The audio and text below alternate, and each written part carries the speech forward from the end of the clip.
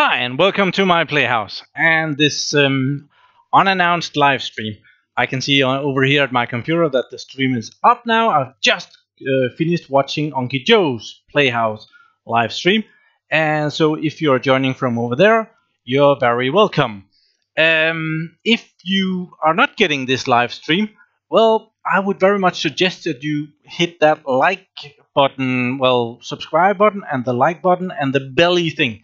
The bell thing will, when I do a live stream, people that has hit the bell thing, they get notified that there is a live stream going on. So, now I have to kill some of these views because the video is delayed and I am seeing myself doing weird stuff with my hands. So there is that.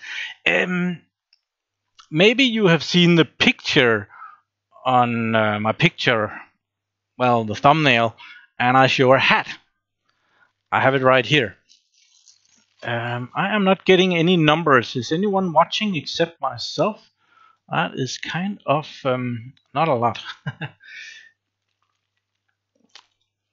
Is you are live? It says I'm live. I should be live. No one is commenting, so that is worrying. I'm worried about that. But everything seems green and good. But of course, if people are dropping in. Thank you, James O'Bold. Sorry, I can't pronounce that. And BDBD16 tinfoil hat. Here is the tinfoil hat. Oh, this looks absolutely stupid. And that is because tomorrow is International Tinfoil Hat Day. And I am prepared. So, cool. Tinfoil Hat Day is tomorrow. Don't forget that. So, I think I'll take this off again because I look really ridiculous. But, yeah, cool. Oh, I see people dropping in now. Hi, Uncle Joe. That was the stupidest thing. Who do we have? We have Flintlock1. Hello, Flintlock. Uncle Joe. Howdy. Cool. I wanted to do a live stream, and then I just collected everything that might be slightly interesting. I'm not totally sure if it's all interesting. I forgot to turn on the lights here in the background. Come on.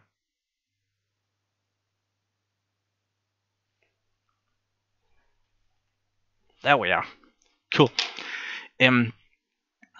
So what is everybody doing? Hello.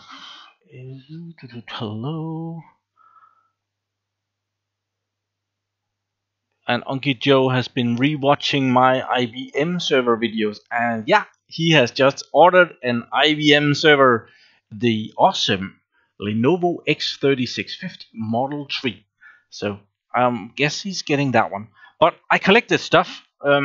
I saw Philip in the chat of Unky Joe. There was something. I was waiting for Unky Joe to start his live stream. There was just two persons, me and Philip.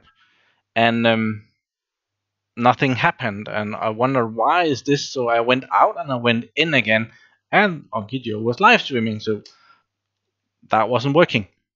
But then it was working. I have a little bit of a story that I want to tell.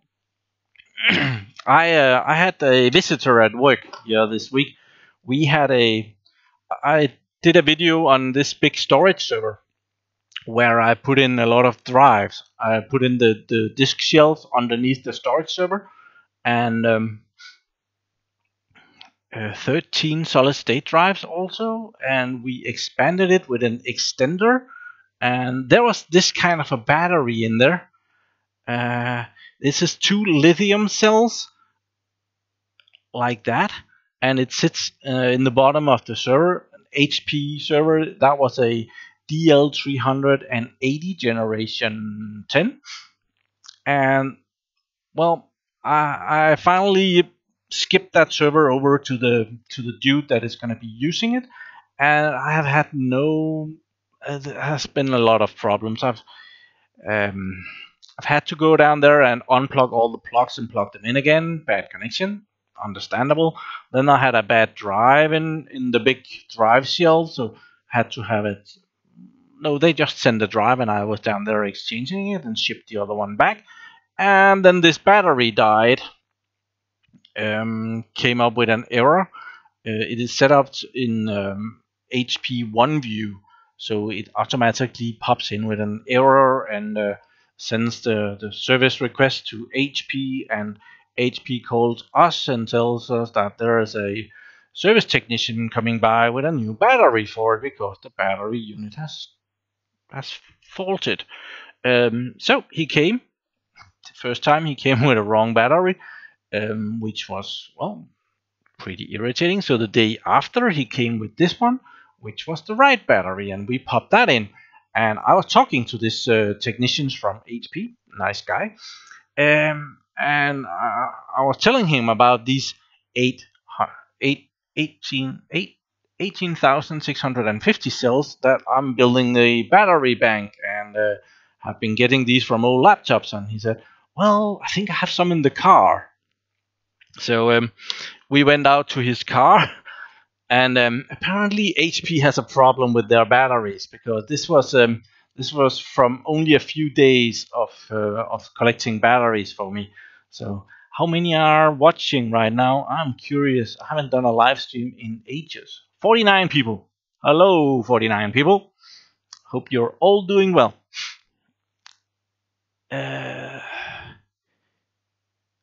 Is this an HP server, right? Yeah, this is an HP server on Gijou. So or these are from HP servers. So I thought that was really bad that the service technician had 3 batteries in his car. A nice dude, I have said that. He was nice to talk to, but that's a brand new server, and I've already had to repair it 3 times. Actually only 2 times, but one of the times he had to come back one more time. So kind of irritating, right? So what else have I prepared? Well, now that we are talking about my battery bank, I would like to show you a little thingy that my cousin came and put in my lab. I'm gonna put this in somewhere. This is a nice little thingy that will tell me the voltage, and I was thinking about putting that down in my in the basement at my battery bank, where it could tell me the voltage of what's coming out of here. It's from 85 volts to 240 volts. It's a little voltmeter inside a little button thing like this, and you can kind of just make a hole for it and screw it in, and then there is 2 connectors right there. So he had ordered these in China. It's only a couple of dollars. The waiting time is often the most boring, irritating thing about that. So that's probably coming up. I'm gonna be putting that in a video at some point. The sun has been good today.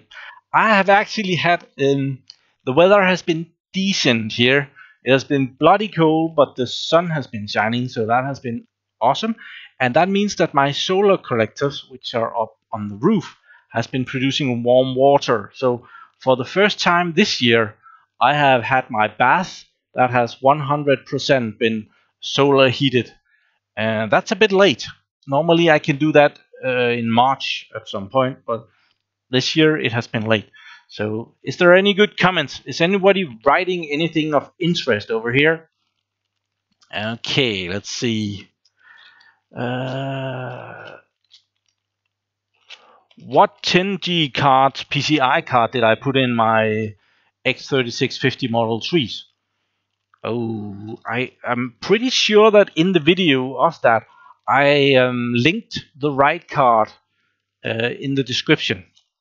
I always try to link in the description what I'm using. I probably should link this, right? Well, probably only available in China, and definitely the tinfoil hats available in a. It's like a beret, like. So I bought these in China. I have a colleague, and he's really paranoid. So one day he was talking to another dude at work, and it was just a paranoid talk, and I thought, I wonder if tinfoil hats can be bought. So I went on to the Chinese page where you can buy AliExpress. I really like AliExpress, so I went on there and I searched for tinfoil hats, and this one is available in silver and gold. So I think I bought 5 of them, and they were only like 65 cents a piece. So I had a lot of fun with that.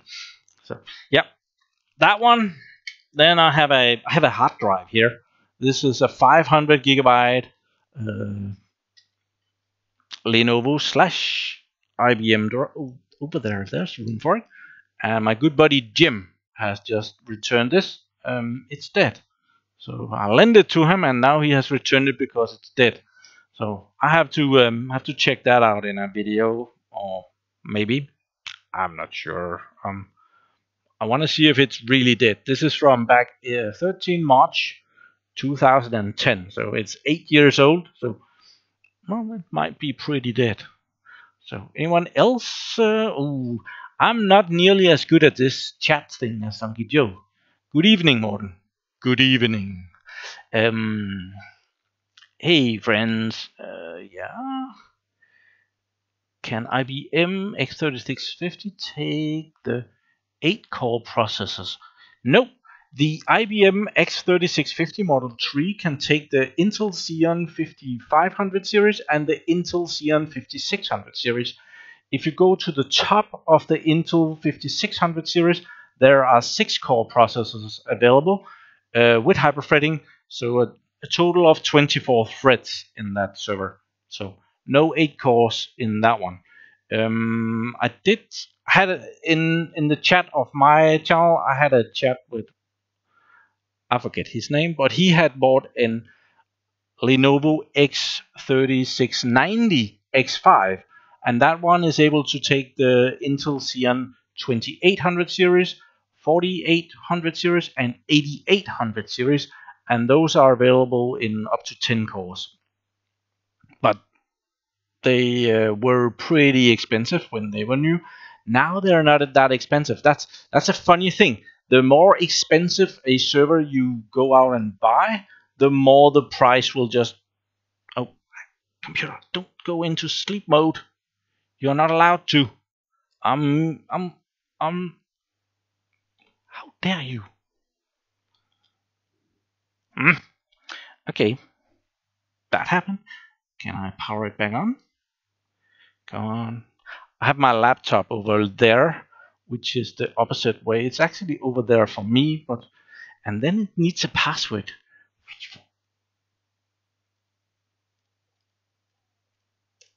That was very unprofessional. Sorry about that. Where were we? We were talking about this hard drive, weren't we? Were I done about that? I'll forget. So, yeah. I want to test this, see if it's really bad. Otherwise, I'll definitely take the drawer out. I have a video coming up. Me and Jim, we went ahead and we bought some of these drive cages. I have a lot of these drive cages, but my good buddy Jim here, he is also into Lenovo slash IBM servers, and he stops by and borrows my drive cases. So at some point that became really irritating. So I thought we need some more drive cases, because sometimes I do a video where I try put in 8 extra drives. That means that I have to unscrew 8 drives, put them in drive cases, and make like they were just laying around on the shelf. And I don't know if you know how long it takes to remove the screws and put the discs in, and I'm just gonna be showing it to you for about 5 minutes in the video, or half an hour or something. So and then Jim borrowed some of my drive cases, which meant that every time I had to do this, and well, we ordered 30 of these drive cages. I think we paid £4, £3 something a piece. They were really cheap. And I did a video on Patreon on that, because I thought that I was getting a package with something completely different. And I was doing an unboxing on Patreon with that. And then when I opened it up, I said, what is this? What is this? And it turned out to be the 30 drive cages that I had purchased, and it was totally not what I had expected, because I only ordered those drive cages like 8 days ago, and I ordered them from China. I was expecting something like 2 months of shipping time, and surprise, surprise. So yeah, my Patreons got that video with me looking very surprised. So what else do we have? We have another thing here that I haven't actually asked anyone if the sound is just decent or the picture quality is okay, and everything looks green, so, and no one is really complaining, so that might be okay. Okay, so another thing that I have ordered in China, this one was actually that took months to get here. I'm not sitting very well here, sorry about that.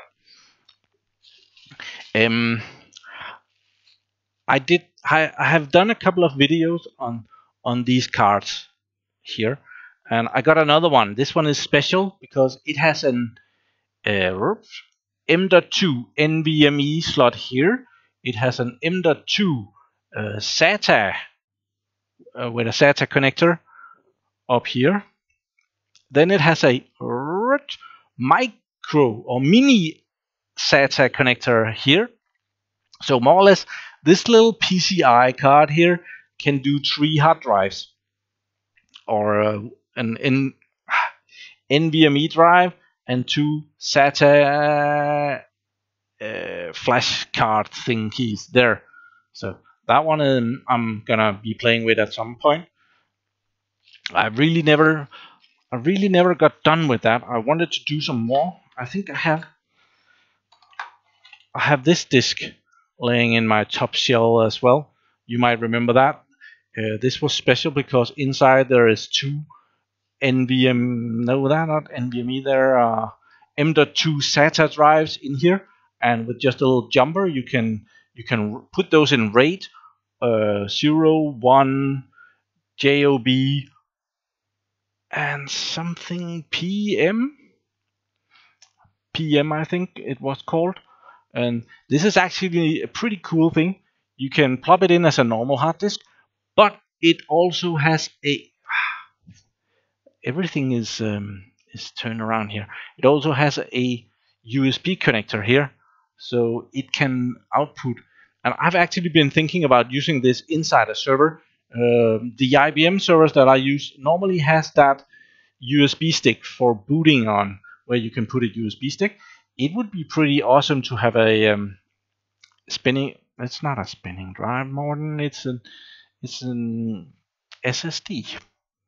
Put an SSD in there and actually have that running in some RAID configuration.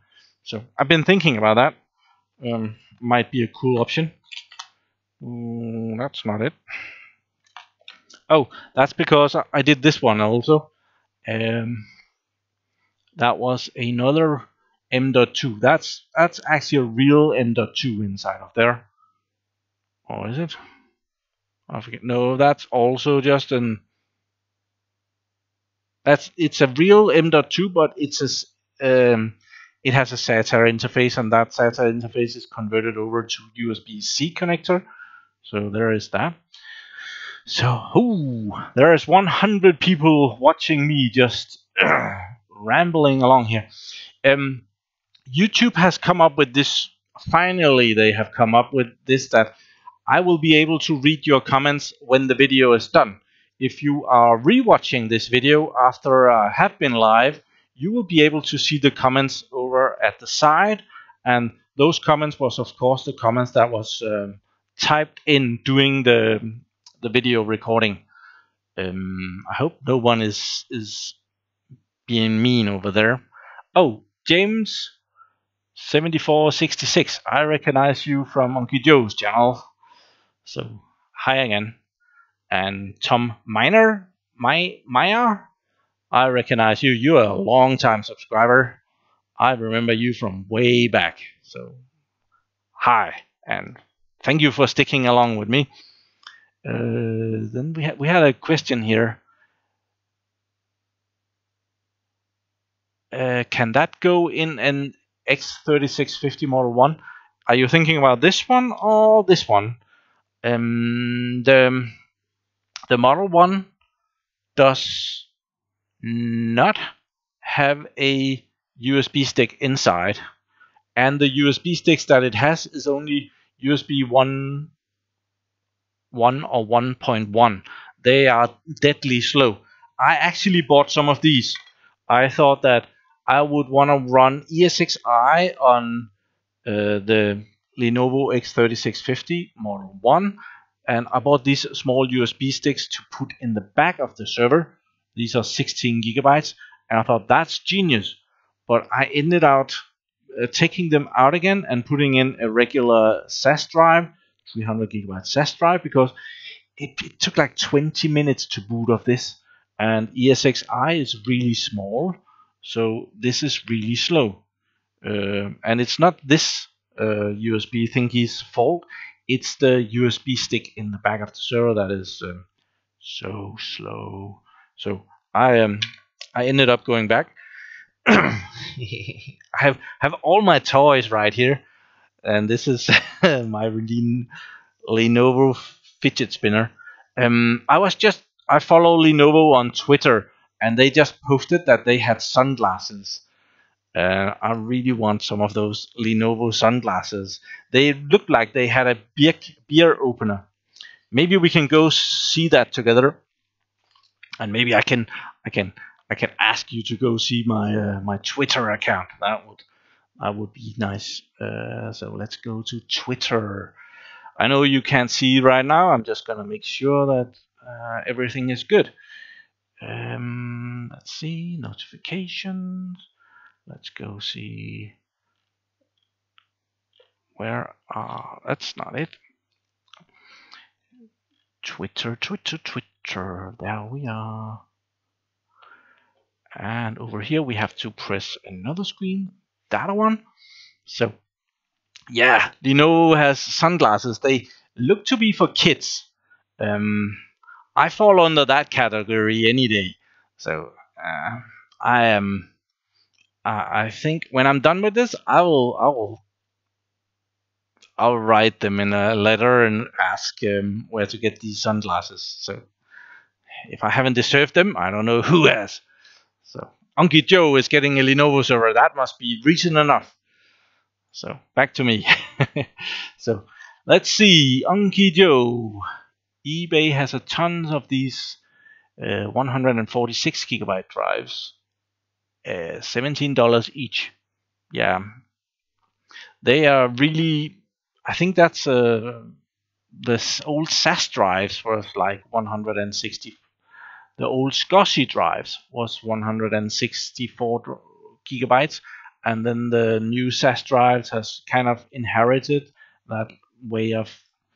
So yeah, 146. I would recommend, if you can, to get some 300 gigabyte drives at least. The funny thing is, if you buy a hard drive like this one, if you get one that is a 100 megabytes and you have this one that is broken and 500 megabytes, they use the same power. The price is of course different, but over the time you pay less for the 500 gigabytes. So the power consumption of a 100 gigabytes and 500 gigabytes is just about the same. So whoa, the chat is moving pretty fast here. Sorry, I am not keeping up with this. It's not going well. Let's see.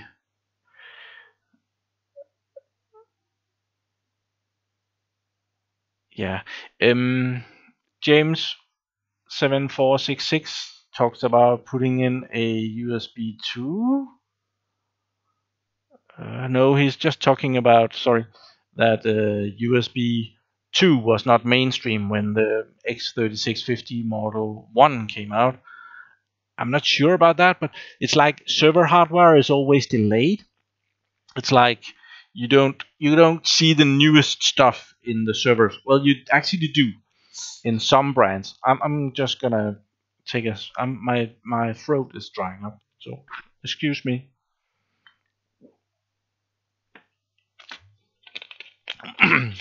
Oh, only 99 watching right now. Who left us? Um, Safety is very important when you're dealing with servers. So you don't want servers to be using the latest technology. You want the servers to be using the technology that has been proven to work really well, and that's where some of the server brands has been.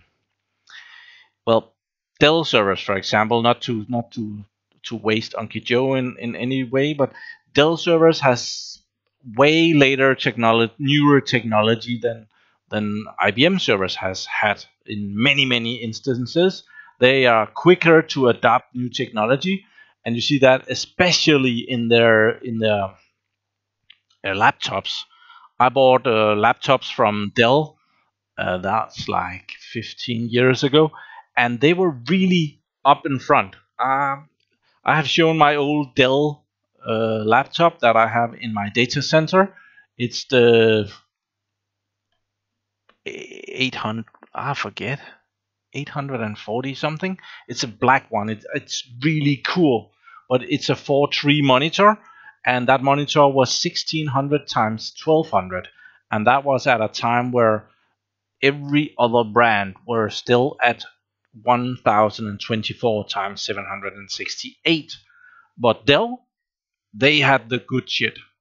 But we paid a decent price for those to get the latest technology, and it was only years after that that the other brands came along and adopted the higher resolution screens. So they tested out that field and took all the problems that probably were with those screens. At the time, this was a 40. It was about a $2,000 laptop, and I've been up with many clients who had been using this laptop, and I had bought this really cool laptop for them with this really good screen just to come up to their office, and they had reduced the resolution down to like small because they were not used to the high resolution. Today we have gigantic resolutions compared to what we saw then back then, and people didn't know what to use all that space for, and they like crumbed it down. So even though they had the best screen on the market, they were using it at 1024 times 768, and that was really you have this perfect, this cool screen, and you were crapping all over it. So, that wasn't cool. But well, I did my best. It was kind of a balance back then because I was in charge of which computer equipment we were buying. So, if I bought something that was really cheap, well, people wanted more equipment, and they would buy like instead of 3 new computers, they would buy 6 new computers, and then I couldn't keep up with the work.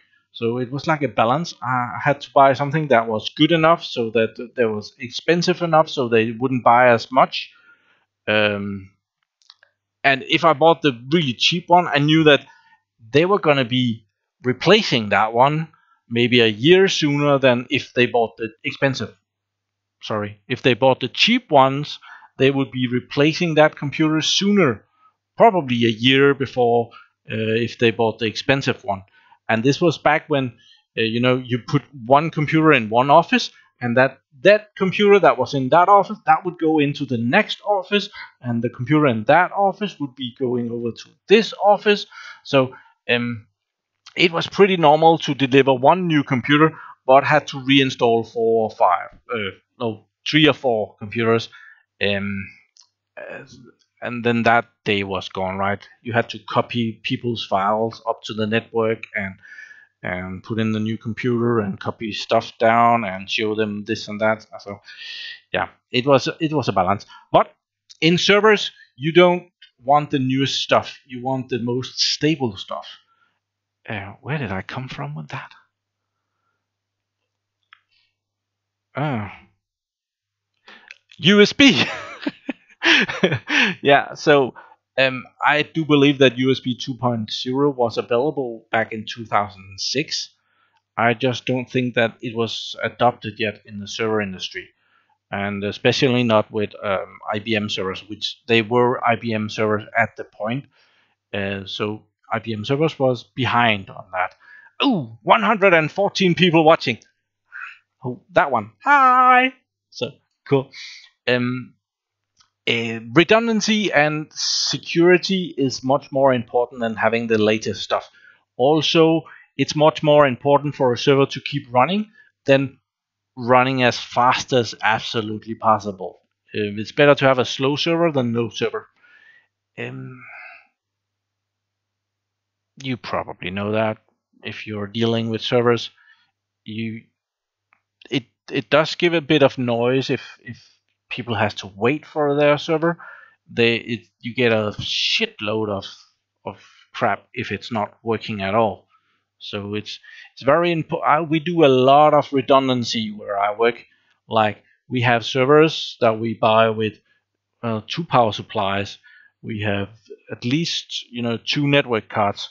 So you either you have those network cards going out to do different switches, and you kind of what do you call that when you bundle those network? You team the network cards up. So with failover or active depending on what it can do. So you have two network cards going up to two switches, so that if one network card actually often we have like four network cards because we don't trust just one network card either. So we have redundant network cards in the server. Not that they they don't really fail, but well, someone, probably me, has decided that sometime that we have like live long and prosper. We have two network cards, and each of those network cards has two ports. And this is especially true here with the 10 gigabit Ethernet. So we have these two network cards, and each of these two network cards goes to each switch, and on the other network card that goes to the same two switch but two different ports, of course. And so you have redundancy that way. Also with fiber channel, we do the same, and there we have two cards, and each of those has just one port, and that goes to each a fiber channel switch. So yeah, we have been dealing with that at work. We used to go all top of rack switches. At the top of the rack you have your switches. Normally that was 1G switches. Nowadays we are getting 10G switches, which means that we have 1G switches. Sorry. We have 1G switches, we have 10G switches, and we have fiber channel switches. We are slowly going to a point, and then I didn't get to. We are slowly going to a point where we are replacing the 1G switches with 10G switches. But that means that something like the management card on a PC will have to go into a 10G switch, and that hurts. It's like out in my data center. I have been talking about this, like wasting a 10G port on a 100 megabit remote IMM adapter. That it just hurts. You paid so much money for that. Could someone remind me to move the mouse on my laptop from time to time, because it keeps dying on me? I should really have killed that so it doesn't do that. So Uncle Joe is saying something. He is always important. A good way to sell more what?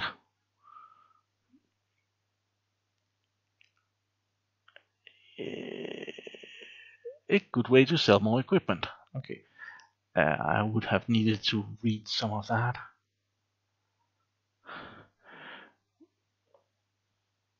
Move the mouse on your laptop. Okay, thank you. Thank you. Yeah, I'm doing that now. Okay. I'm watching me. Cool. Redundancy. So right now, and we don't have one switch. It's not like we have one gigabit switch. We have, of course, two 1 gigabit switches, and we have two 10 gigabit switches, and we have two fiber channel switches. So we don't have that in every rack, but at least in every second rack, and it takes up a lot of space.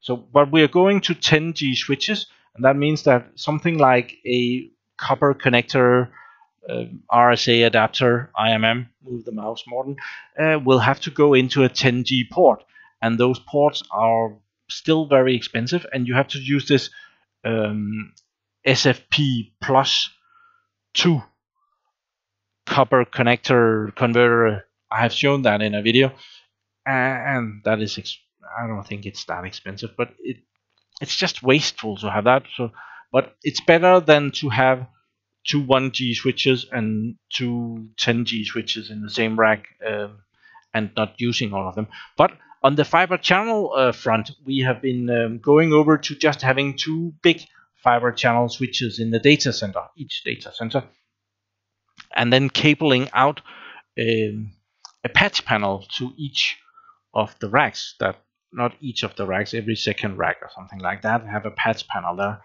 But it has turned out to be a real drag.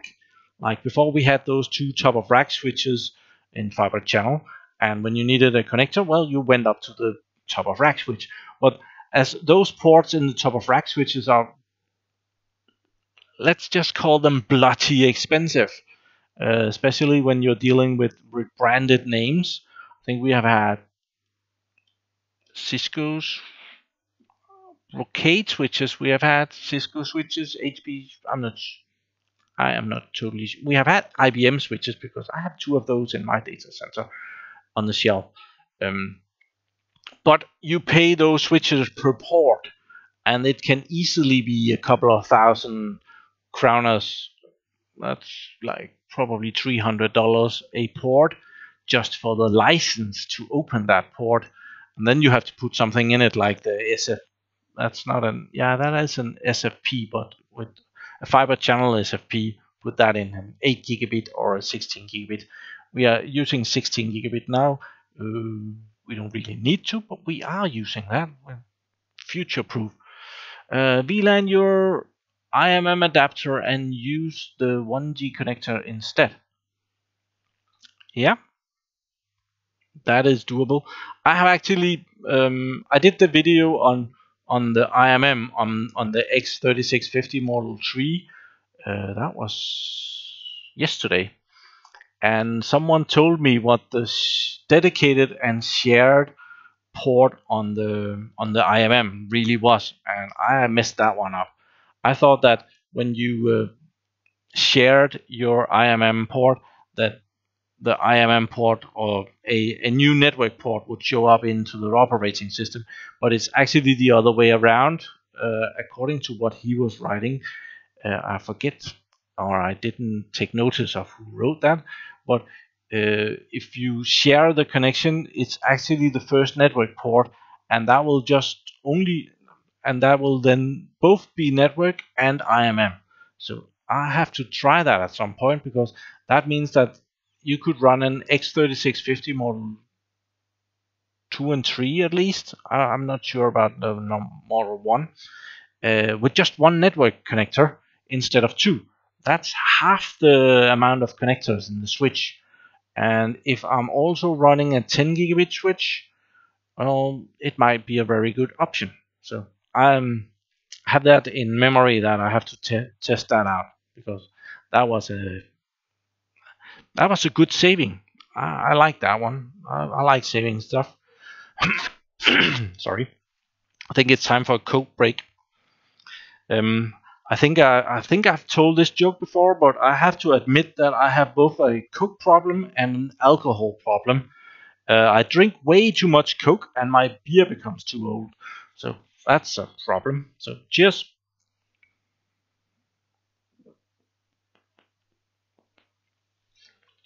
Oh, 121 people watching me. It's almost like the good old days. I think I've reached 210 at some point way back. So Move the mouse. Yeah, that's right. Thank you. And that was Unky Joe and Andy23. Thank you very much. Yeah, I have moved the mouse. So what else have I found here? Um, yeah, I was talking about Philips earlier, and that was because Philips gave me this little set of security torque screws. And when I saw he was in the chat over at Unky Joe's, I prepared this little set of security torques to show that they are being used from time to time. So I I really enjoy getting packages, and I have another one that I'll share with you. Um, it's unfortunately nothing new, but it's new in the regard that we haven't. I have showed it on my channel, but Tim had seen my video on the Ubiquity in-wall access point, and Unky Joe was so kind to forward a package from Amazon in the US. And Uncle Joe has been very kind on more than one occasion to take the long, difficult trip to the post office and pay over prices for shipping to me, including candy in the last mail. I really enjoy that. Thank you, Uncle Joe.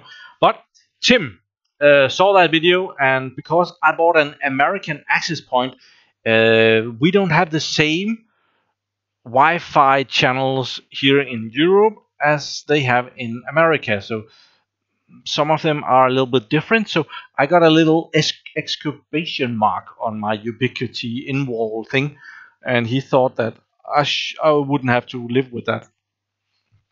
So he has sent me a new one, and I would like to share that one with you. And he has purchased this one in Amazon.Italy, and this is the first time that I've gotten. Oh, sorry.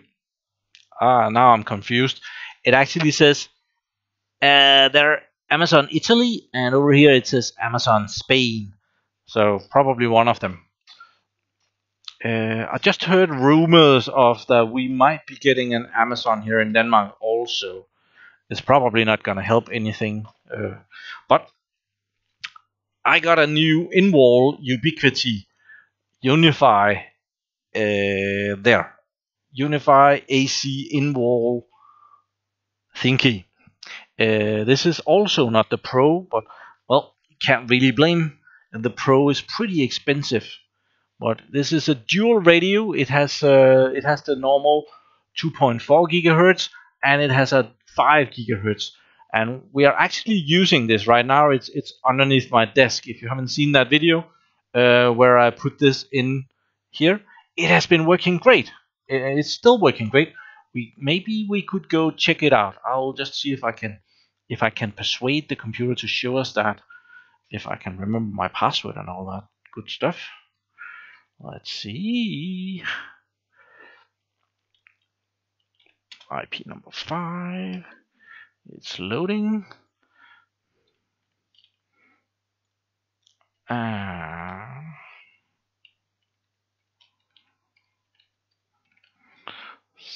Sign in.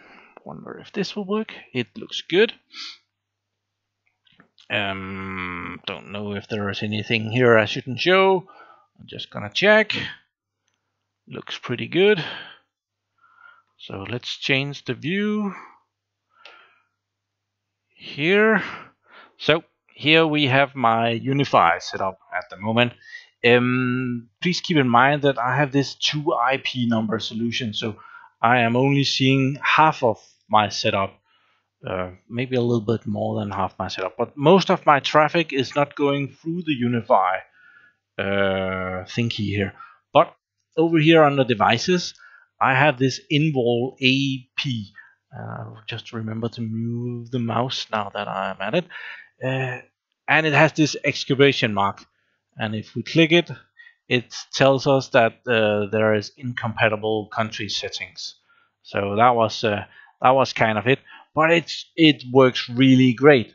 Let's check the. Can we see the links of it anywhere?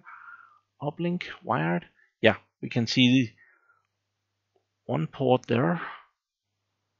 Overview. Performance, uplink, radio. Sorry. Okay. I thought I could see the ports. Ports, uplink. Okay, uplink, port 1. That is my computer right now. So at least, but he didn't like this excavation mark, so he kind of sent me a new one. And we will return to me, and I have that here, and I have had it. I have had a peek inside, but you can kind of see it has a little drawing here. They have actually taped this to the box, but that's really cool. I asked him if it was okay if I used both of them, because uh, I can live with there being an excavation mark in my Unify setup as long as I know that it's just some Wi-Fi channels that what is it? Yeah, I was not able to use all the European Wi-Fi channels with that American in-wall ubiquity access point, but this one should be able to use all the channels. Not that I don't. Yeah, actually, my TV is running Wi-Fi right now. I cut the connectors over to the TV to when I installed this, because I only had one long wire that would reach from my data center and in here. So I had to cut that wire, and so my TV is running Wi-Fi right now, and it's not a problem whatsoever. So that's pretty cool. So I was actually thinking about putting this in right over here, there, because I am completing this room here. So I'm gonna be moving my living room in here, and I was planning on having the TV over in that corner. And this in-wall connector, it has the specialty. I showed that in the video, that it has this uplink port, which is PoE, Power over Ethernet. And then inside the box, there's a micro switch, which gives you 2 ports out, both 1 gigabit. Of course, you can't use 1 gigabit to 1 gigabit at once, full speed through this connection, which is only 1 gigabit. But you could use 1 gigabit here at one time, and then 1 gigabit over here at another time, or maybe 500 megabits on each all the time. Plus, it has Wi-Fi here. So I was planning on putting this over at the TV and wiring the TV up with this. That would, the TV doesn't well, even the most demanding HD or 4K video, I don't think it's gonna be maxing out a 500 gigabit megabit 500 megabit connection. Yeah, I don't think so. But well, that's something. Oh, someone is using my name. Do you use Proxmox? No, I do not. I do know that it's a virtualization, but I haven't used it. My buddy Jim is using it, and he has been preaching about it. Hallelujah! Yeah, Proxmox, though. So, and he's very fond of it. Although sometimes he's very fond of something, and then he's not fond of it anymore. So it's I'm like server people. I don't fall for the trick the first time. I have to, when I've heard about something for a while, okay, then there might be something about it. I'm not gonna go out and change everything. Like this ubiquity stuff, I didn't come up with this myself. I asked around. I asked Donkey Joe what he thought about it, and he highly recommended it. Then I went to my workplace and I asked my colleagues, this ubiquity stuff. Do you know about it? Yeah, it's great and stuff. And okay, cool. And they had good experience. And then I went down to the network connection. If network people, we have a whole department of network people, awesome people. It's very important to keep good friends with the people down at network. Ask them this ubiquity stuff. Is that something that you can purchase? Is it a good buy? And of course, they are all prompt people. They like their little Linux and their prompt, and they do everything command, text, line scripting. and well, of course they wanted me to use Cisco and the language that Cisco uses, but well, they weren't totally against Ubiquity, so that's like the big improvement. If they are not shitting all over it, it's not totally bad. So um, yeah, network people can be bought with cake. So just to let you know that. So how are we doing here? Let's move the mouse. Yep, Morton, same here. I'm afraid I'm not as good as reading the comments. They are moving rather rapidly. Yeah, Ubiquity also has a command line. I know that. Do try to avoid it. If I want a command line, I have two very nice Cisco switches that would have been perfect for that. Hancock tried to help me with that at some point, some way back. Got a very nice Cisco switch, and I was trying to set that up. And I'm not a network person. I like this exactly the same reasons as why Anki Joe liked it. We don't have to learn to shit all over again.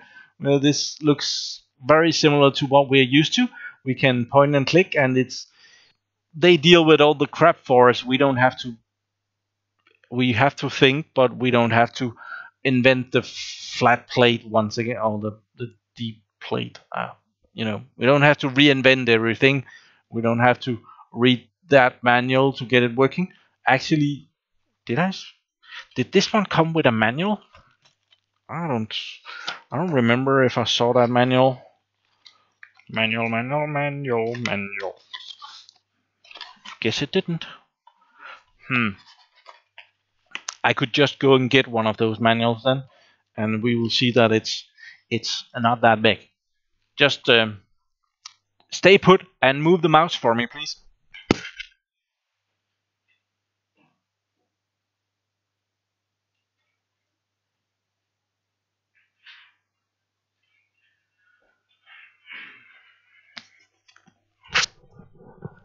Okay, back to fight the evil. So here is the manual for the USG. Thank you very much to Uncle Joe for that. You get a lot of shoutouts in this video, Uncle Joe. Remember that Uncle Joe is really cool at giving me shoutouts in his videos all the time. But this is the manual for the USG, and it's very doable. Then we have the manual for the 16 port 10 gigabit switch, and it's about the same thing.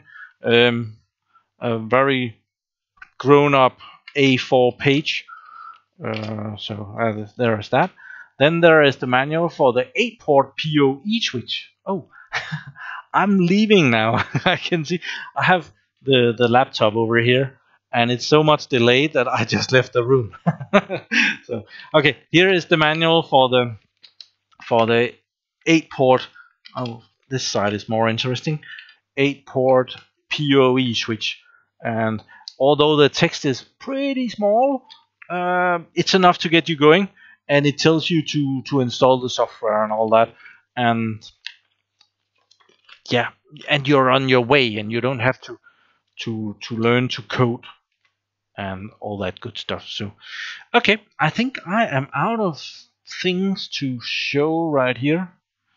Well, I have a piece of Velcro. Well, I don't know what we could use that for. Then I have some. I have the screws.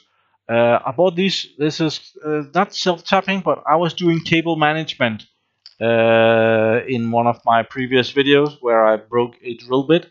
So I actually went out and bought screws for that because I didn't have anything that would fit that. So I'm gonna see the chat here for a little bit.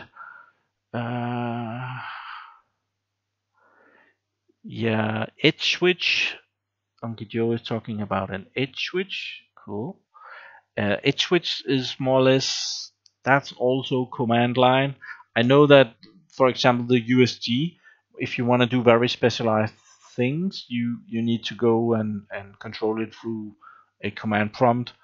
But as I hear it, more and more features are being put into the software, just surely but slowly but surely.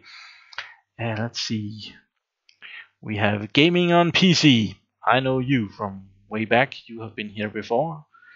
Can you do some more tutorial videos on your HP DL 380 Generation 6?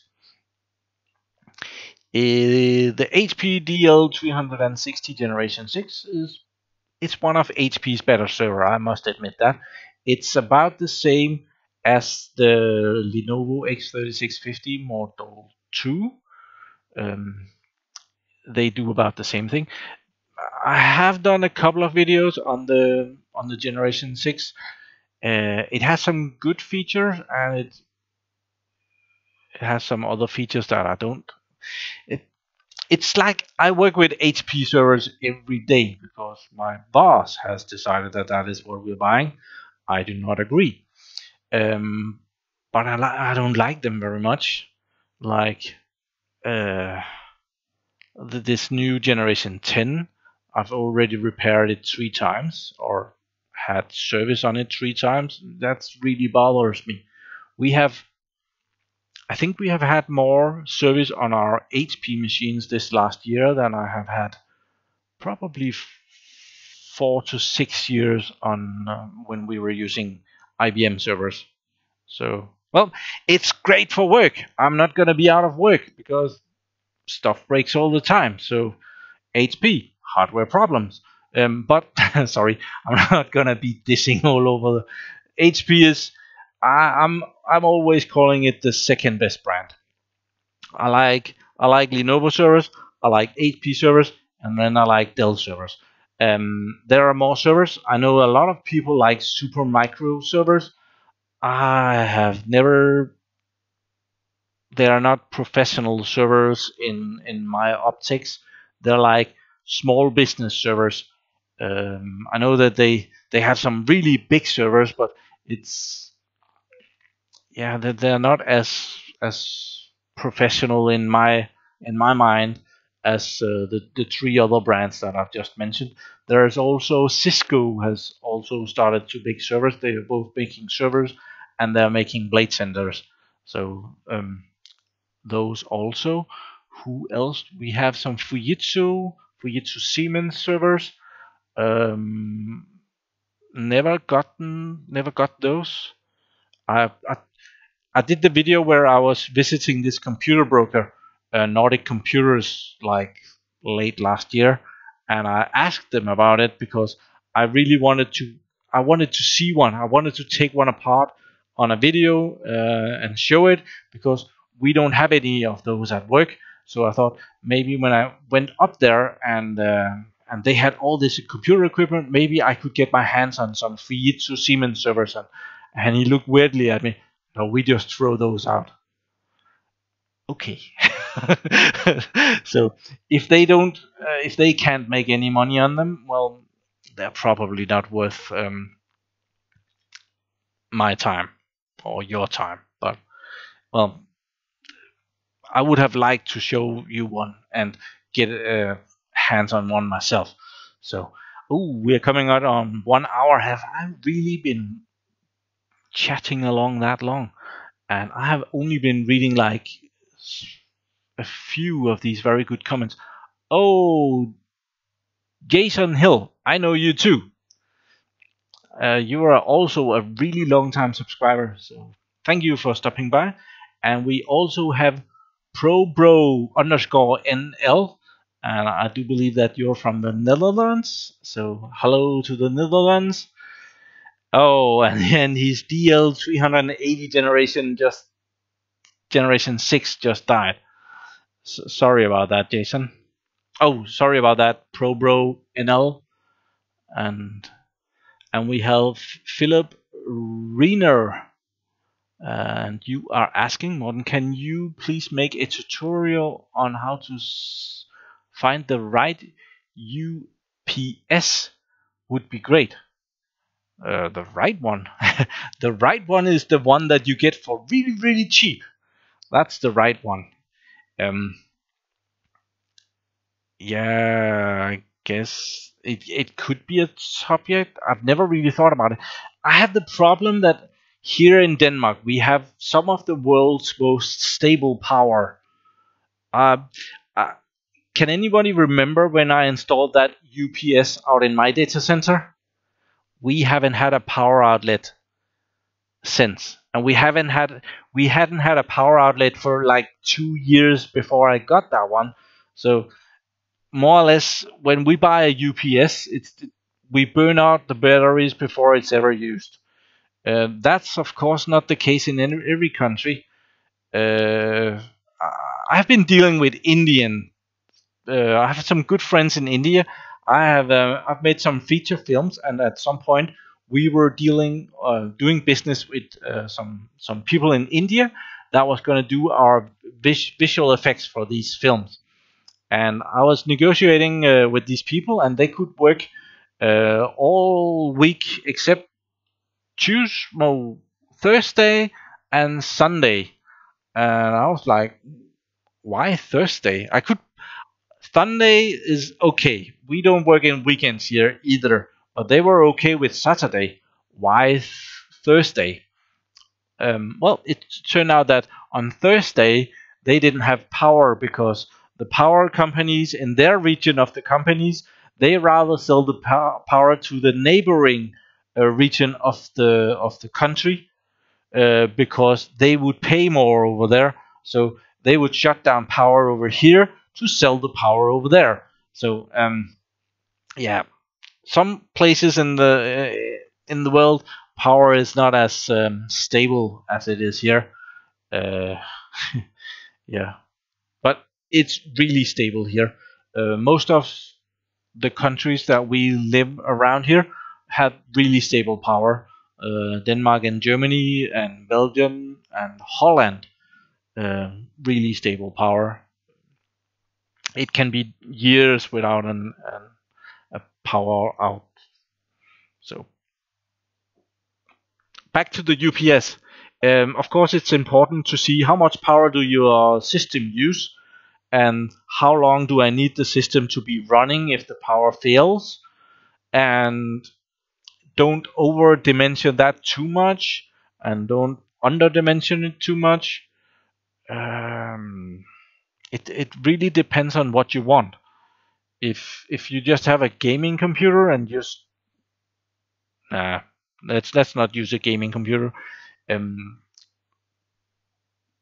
if let's say it's a computer at work, there is really no reason to get a UPS that will run for 8 hours. You might be able to work on your computer for 8 hours, but there might not be any switches or networks, and the printer and everything else will be down. So if the power is out that long, well, it should be enough to keep working for maybe 2 hours. And then if the power hasn't returned for 2 hours, well, then you shut your computer down and you go home, I guess. If the company is big enough and this is important enough work, they will have emergency power for you. Well, most companies here in Denmark, we don't have emergency power, because the power is, we never lose it. I have never. I'm gonna correct that. I think we have had a power outage 3, 4 times at work. And most of the time, someone has plugged in a bad coffee machine or something like it, plugged in the vacuum cleaner together with the coffee machine, and blown a fuse or something like that, and took out the computers as well. And then someone had to go and find the right fuse, or actually most of them are automatic fuses nowadays, so you would have to turn that on again and everything would be working again. I think max I've ever seen a power outage would have been half an hour at work.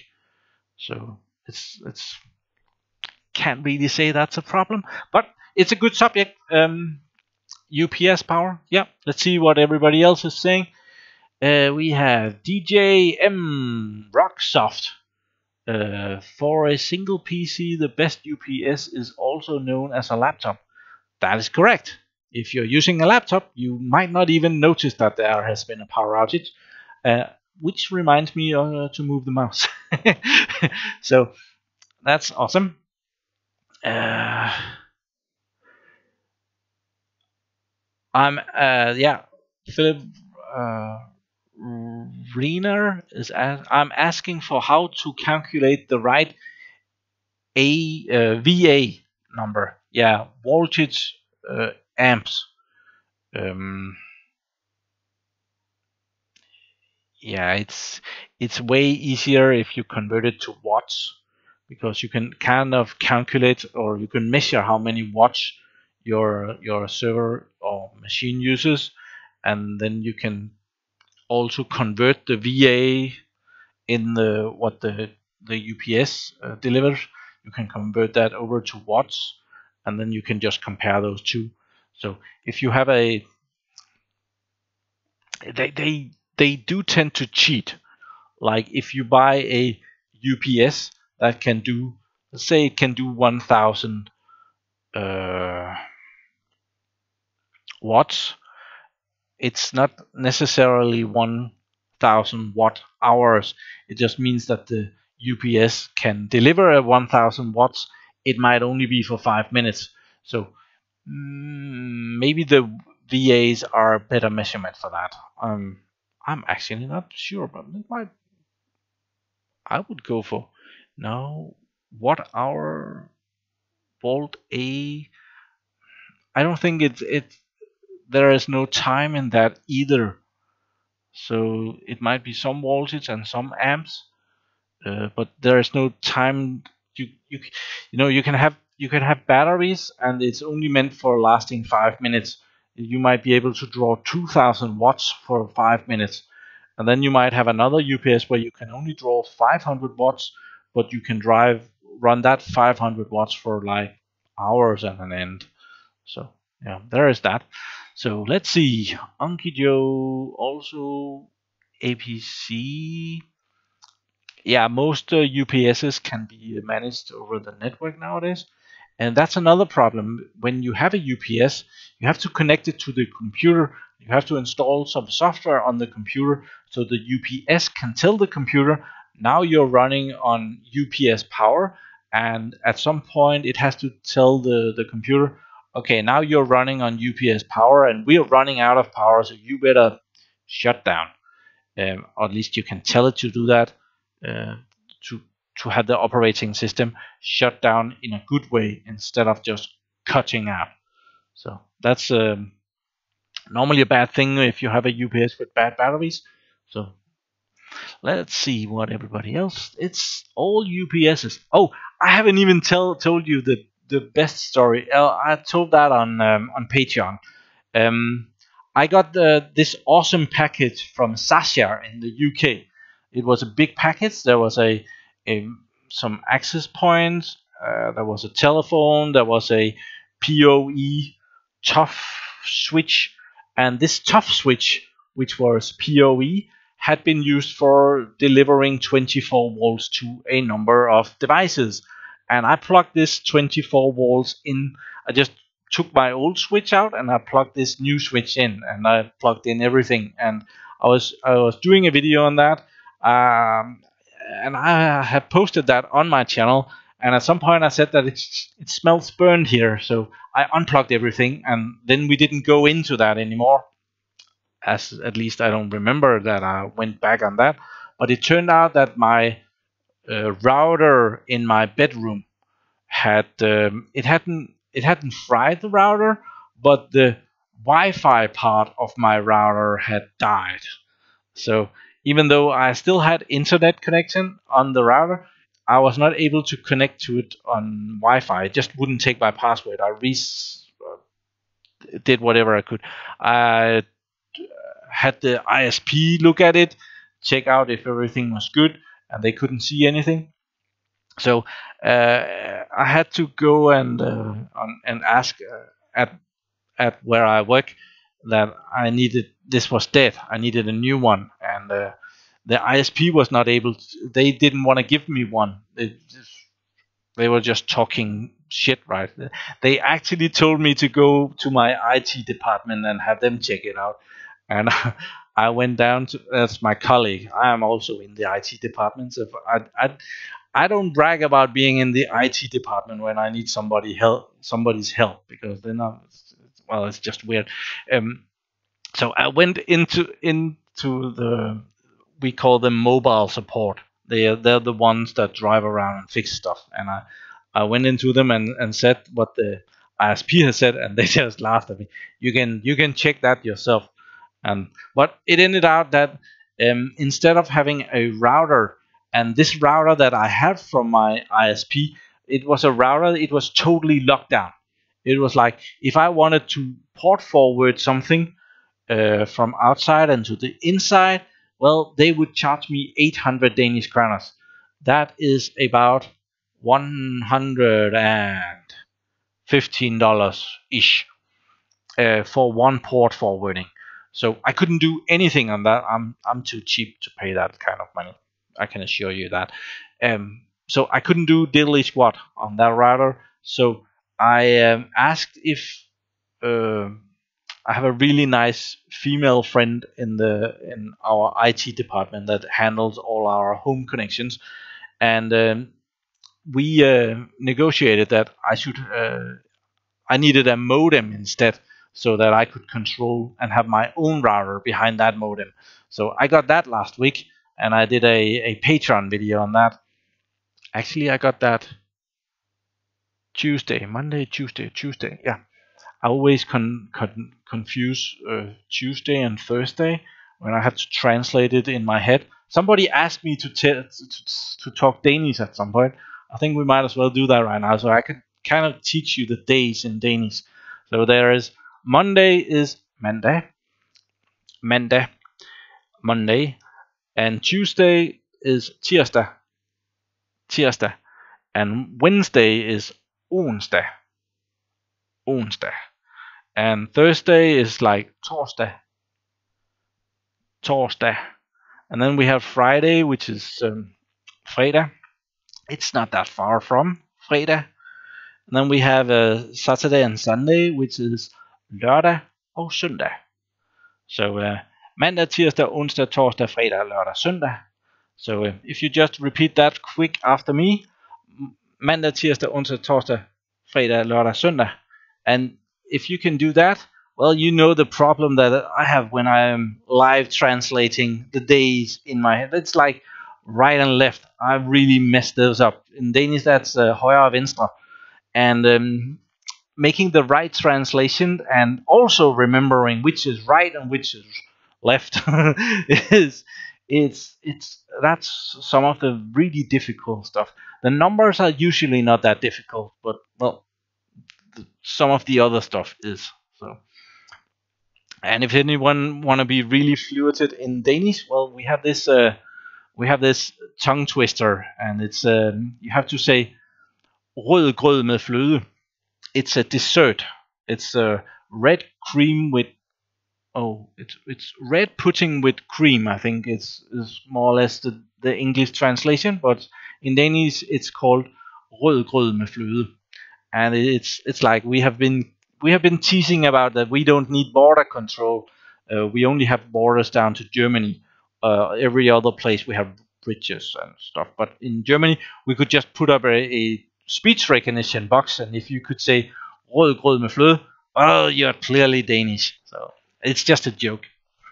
We we go more to German than the Germans visit us. So everything is cheaper for us in Germany. Like I go a couple of times a year. We go to Germany to buy stuff for this computer party that it has been 20 years now since we started that, and we have had our 30th computer party. So a couple of times every year we go to Germany and we buy some soda pops and candy and chips and plastic dishes. Way cheaper in Germany. So let's see what the comment says. Stofanet, no.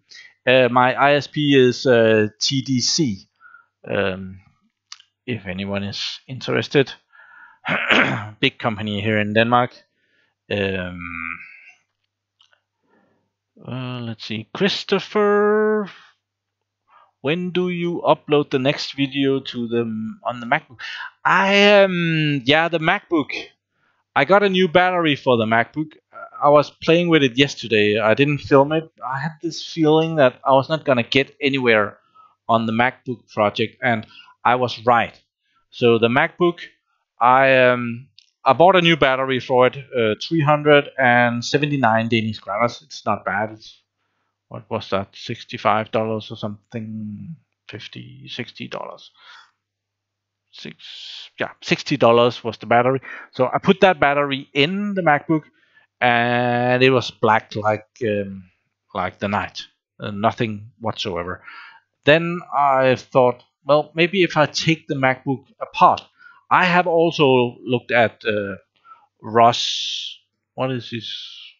Louis Rossman's videos on these MacBooks, and he's always just dingling around with this PCB, like, and just unplugging power and a screen to it. And I thought, well, maybe if I just take the computer apart and check the other side of the print, see if there's something wrong with it. So I actually took the whole thing apart. I also took the heatsink off the chip down there. I probably could show that on my phone. Just a second.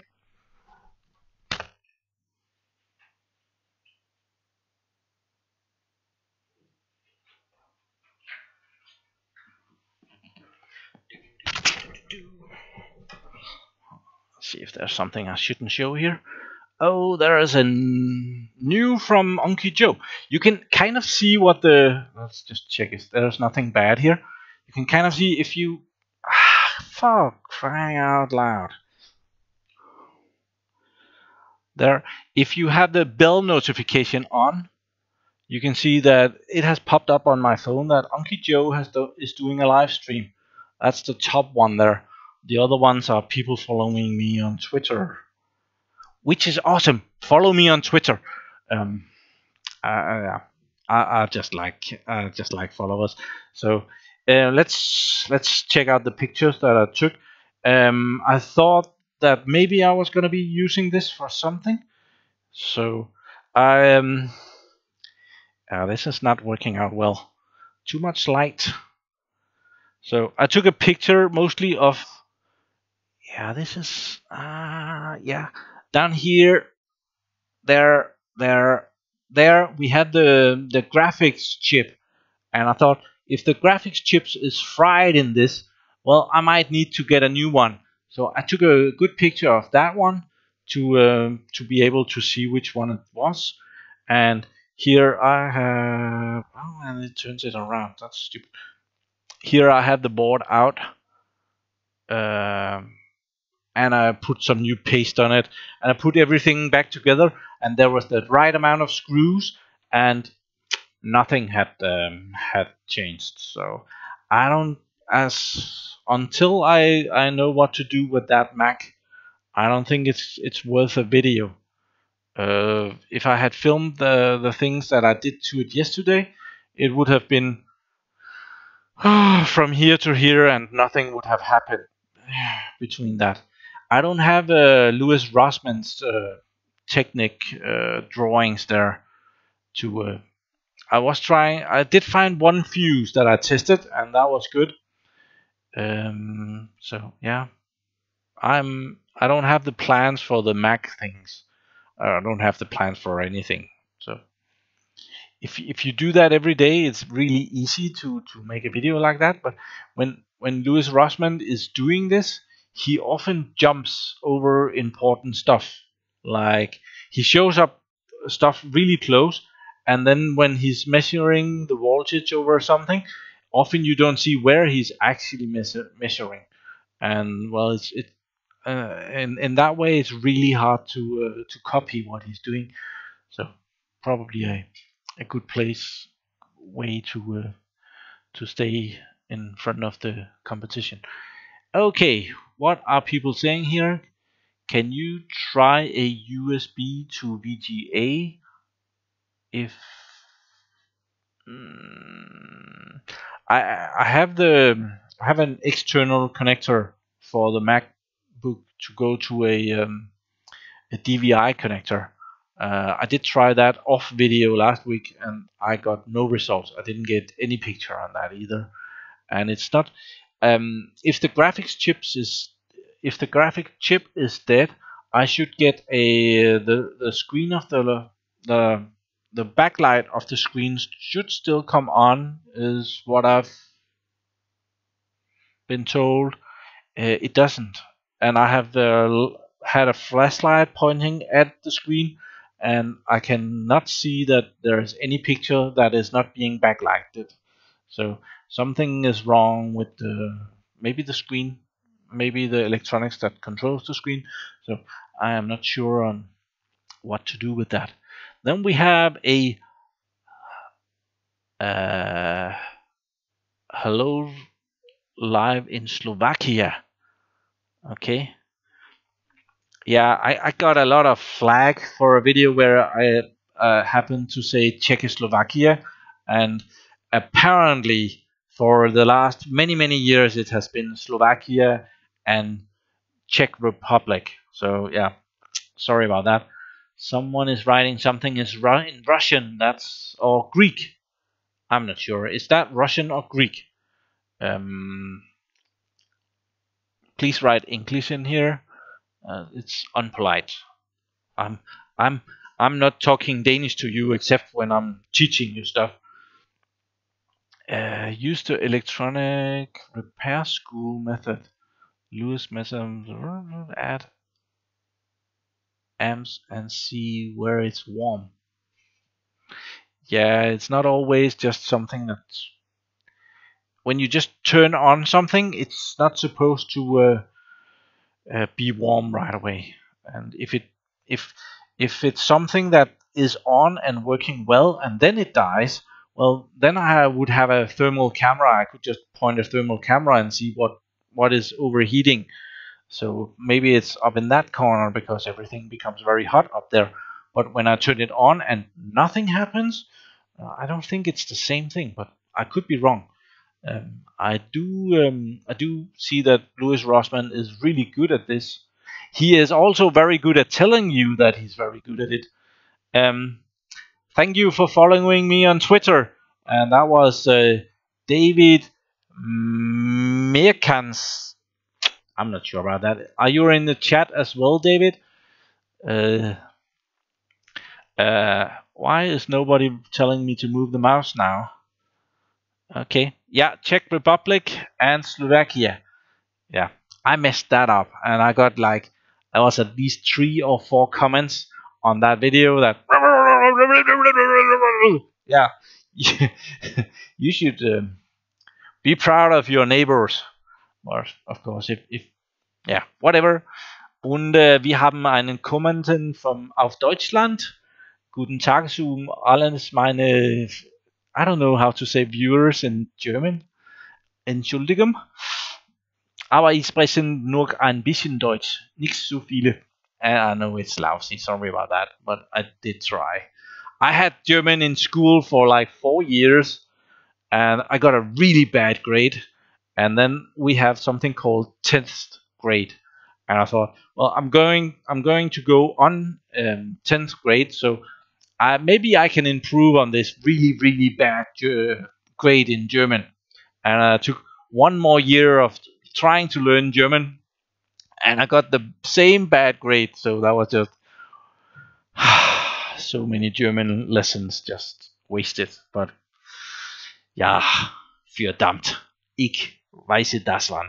That was schlecht. But ich spreche nur ein bisschen German. Yeah, my grandmother speaks German. Yeah. I believe my grandmother on my dad's side also speak more German. They had German television. That really does a lot. All the people in Denmark that are kind of older, we used to only have 1 channel in Denmark. In 1988, we got the 2nd channel in Denmark. That was TV2. Before that, there was DR, Danish radio, and there was 1 channel. And there were some lucky people that was near enough the border to Germany to pick up German television. And Germany had 3 or 4 channels that we could get from Denmark. So those people that had those channels, they were normally pretty good at German because they had a lot of more practice. And well, Germany had they had a variety. You could like change channel on your TV and actually see something different. But well, everybody else had watched one program. If what were they talking about at work? Well, they also saw the same program. But now we have 2 channels. We actually have more, but we kind of see everything like everybody else. I do believe that in the United States, I'm watching some YouTube channels as well, and one of them is Nomadic Fanatic. It's Eric, and he drives the United States thin in his auto camper with his cat Jax, and he was at some point in the US where he could pick up over 100 channels over the air. We have never had that. So what is everybody talking about in here? Unky Joe, you're very active in my comments here. That's cool. Yeah, somebody is talking German in here.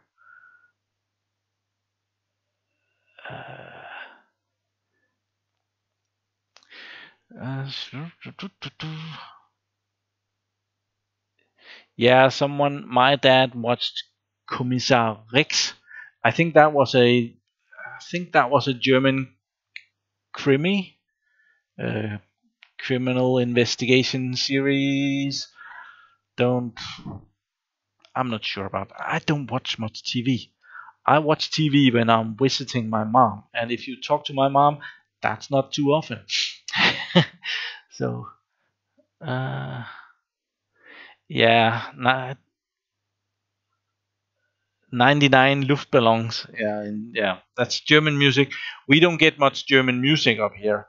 It's like it's we listen to all the American English talking music is very popular in Denmark.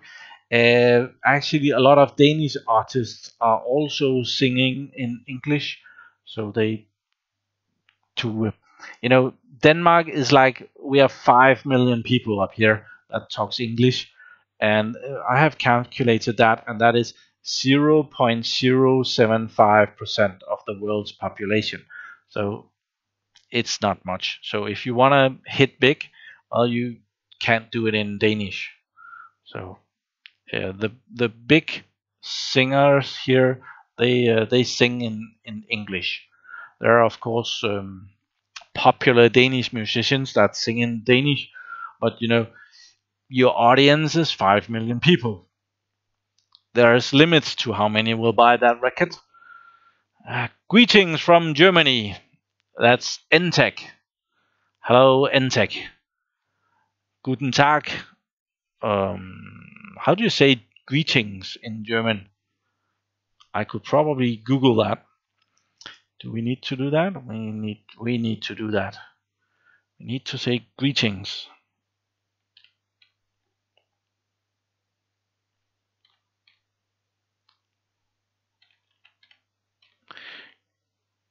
Greetings in. Then we need to find Germany over here.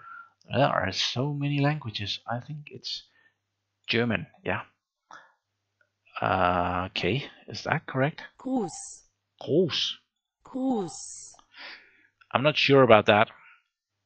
Gruß. Groß from Germany. Is that correct? Yeah. Somebody is writing the same thing with umlaut and the weird B. So, Gruß to all of my viewers in Germany. Oh, and I have 2 Twitter new things. Let's see. Yeah, I have some new subscribers. Oh, there's a lot of you that has chosen to follow me on Twitter right now. Thank you very much. That's so nice of you. So yeah, I'm running quickly out of things to talk about. I tried to gather a lot of things around me here. I think I'll take on the hat again, just to end up the video kind of the same way as we started. Something is scratching here, and remind everybody that tomorrow is International Tinfoil Hat Day. So if you have any brain power that you don't want to share, tomorrow it's proven to wear your tinfoil hat. So tinfoil beer. I don't I don't think I have enough beard for anyone to steal. So, but my bright ideas might be taking off for grabbing. So I'm gonna end it here. I'm gonna thank everybody. 146. It's growing. It's almost a shame to stop, but I have been ranting along for 1.5 hours, and I am out of things to rant about. So I'm gonna wish everybody a pleasant evening. And I just saw that someone else has another follower on Twitter. Why do people have such hard names to pronounce? DEV Dian Kian. Really cool picture of an old man, a wizard. You're a wizard, Harry. So, thank you everybody for watching my live stream here, and thank you, Onky Joe, for keeping the chat so active. I will look forward to reading all the chats um, when I rewatch this video. I am really bad at reading and talking at the same time. It's that translation thing again. It's a lot harder. You should try it someday if you don't. It's hard. So have a really nice day, everybody, and remember to hit that bell thing. That's important. If you didn't get the start of this live stream and you want to get the start of a live stream next time, you could see I got the notification on my phone for Onky Joe's live stream when he went online, and that's because I have hit the bell thing over at Onky Joe's Playhouse. So if you want to have the start of my live stream, hit the bell thing here on my Playhouse. So have a nice evening, everybody, and I will enjoy reading your comments in the live stream. Thank you very much for watching my videos. Do subscribe to my channel so that you can see me again, and have a really nice day. Bye bye. And press the stop button and keep smiling and stop.